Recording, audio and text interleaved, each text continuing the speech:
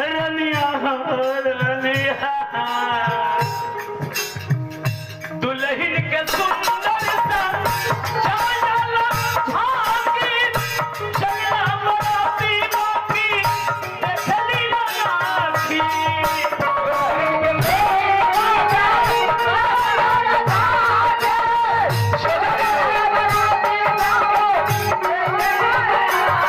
पूरा बराती जाला लेकिन मरे वाला ना देखेला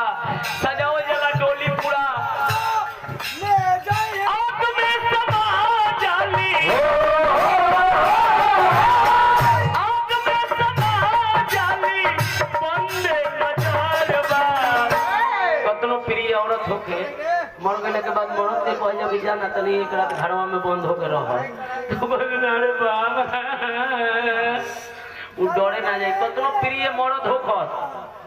आ औरत के कह जा मर गए के बाद के अकेले तनी घर में बंद हो जा तो काहे ना जाला कौन ठीक साथे साथे हमरो नटीदार के ले चल जाई है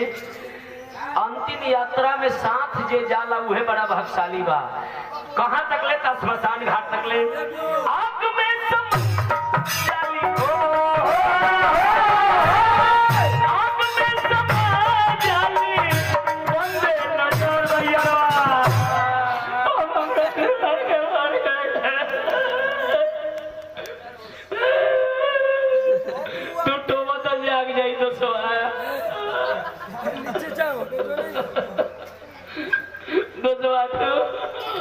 गोर लागला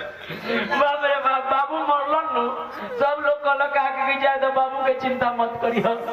माई मरलक जाइए कहलक बबुआ हमनी के गांव पर माई पानी रंजन पुत्रो भैया भैया हमरा बर्दाश्त नहीं के होगा अब ले लो माला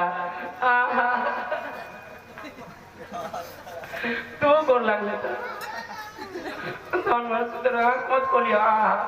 एकदम ये सीन बा पूरा मार्केट में जाई अंतिम में कहले कहे से कोई रंजन भाई भैया इन्हें उन्हें हाथ मत करो खाली आंख पर से लोड़ पूछो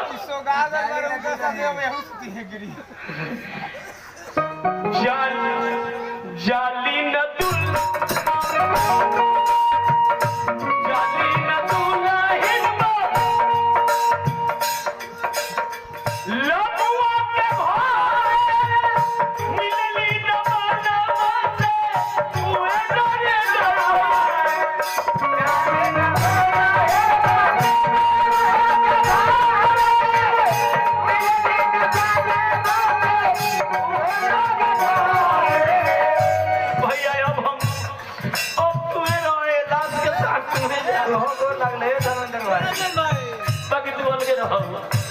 नहीं तो तू जोगी वाला लगवा जोग साथ है ना तू जोगे ना करेगी तू जोग साथ के दिया दे बजा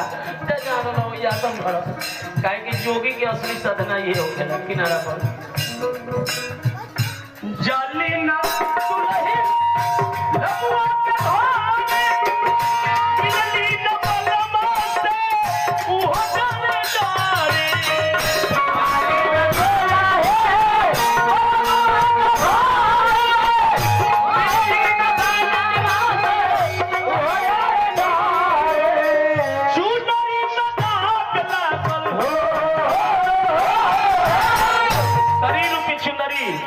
कपड़ा चुनरी ना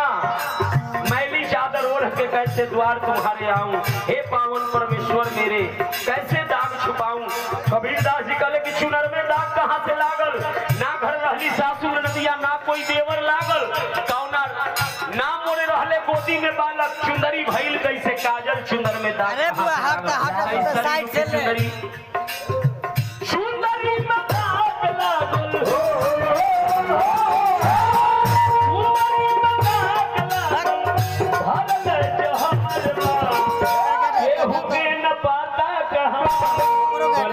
के घर भैया भैया के लड़ाई रंजन भैया के लड़ाई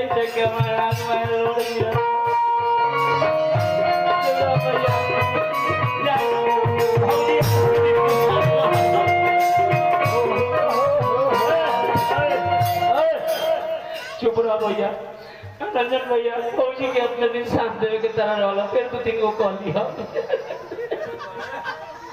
ज्यादा तो तार पुरान का आदत पाई जब तो 3-4 को चल गई अब तो ये तू खाली नहीं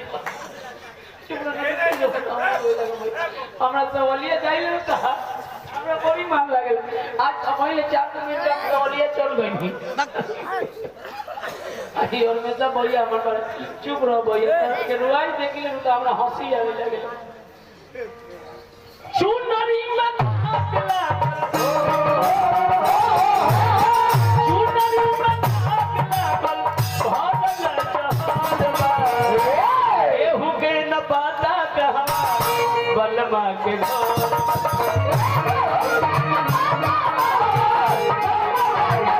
भैया मैं त्याग हाथ उठा के खाते तो तेरा गोड़ उठेगो तब नहीं के पड़ा नहीं के सहनी वकील दुनिया झूठ बात साचा के करा के बाउर कही के करा के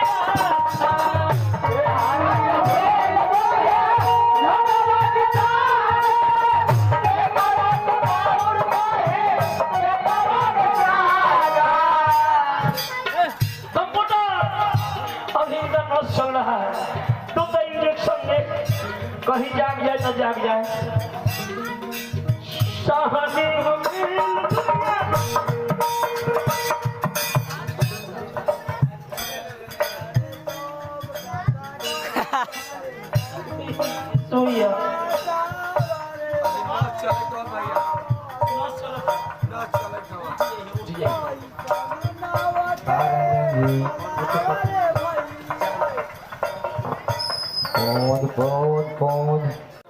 थोड़ा बिना भैया तार वो इतना बाप रे बाप साहन साहनी झूठ बात की साचा के करा के बाउर कही के करा के